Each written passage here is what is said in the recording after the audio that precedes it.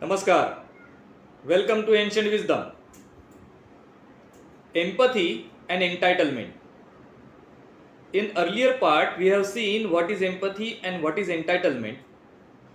Today, we will be going deeper into the subject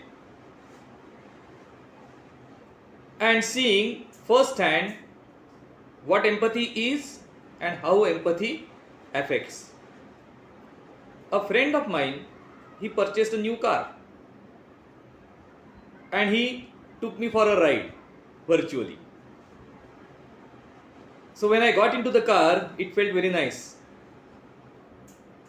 Chilly cold air conditioner, soft seats, no shocks, and a nice ride.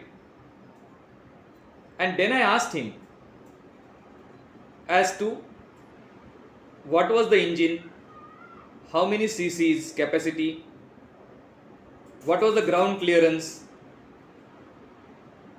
and other technical things, to which he replied, I don't know. And he told me, I like this car, I like the feel, and I bought it. If you had not asked, I wouldn't really know even what the car run on, whether it was petrol, diesel, gas, electricity, or hydrogen. And why do I need to know? The purpose is to go from one place to another in good shape. And that is what it is doing. It is taking me to where I want to go and in nice fashion. Yes, the question is, should the driver know all these details? Interestingly, this same phenomena has been explained in the great book, legendary book, Zen and the Art of Motorcycle Maintenance by Robert Perzik.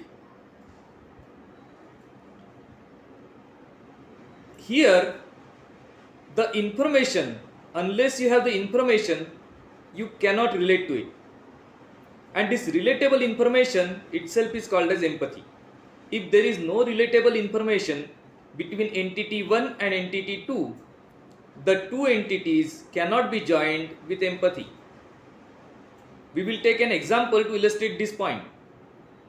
If you ask a city child as to where he gets his milk from, the answer that you are likely to get is, I don't know, at 8 o'clock somebody leaves it outside the door, a pouch of milk, which is then taken and kept in the fridge, and from that we make our tea or other drinks. The child really does not know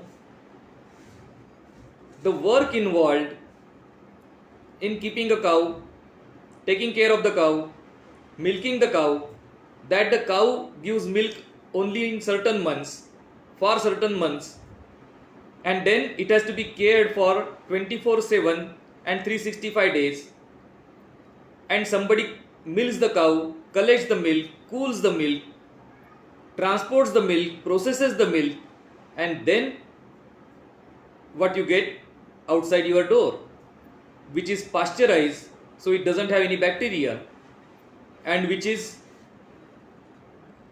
also processed to make it better for human consumption. When you do not have this information, the relatable information, you cannot relate to the farmer, you cannot relate to the process, you cannot relate to the society. And that is why if the rate of milk goes up by even 2 rupees, everybody is agog, because the only relatable information about the milk is its price. And now not how it is made, why it is made, what are the hardships undergone by people who make it. There is no connect. In similar fashion, all of us have seen the videos of evacuation of MBBS students from Ukraine by the Indian government.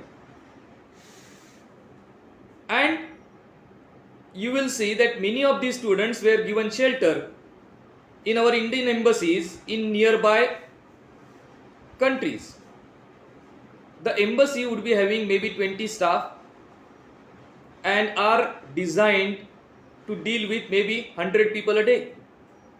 Suddenly we see the embassy gets the load of 1,000 students. They have to be fed, they have to be looked after, and there they would have hygiene needs. Huge overload, and an overload that they were not supposed to have. But even then, I don't remember seeing a single video of any of these students helping out in cleaning up the toilets or distributing food or making arrangements for sleeping or anything related to this, because there was no empathy.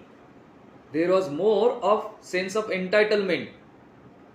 I am an Indian citizen and that is why Government of India must take care of me. That is the entitlement. What would I do if I were in the shoes of the embassy employee was not even thought of, or at least it didn't seem to be thought of in the news items.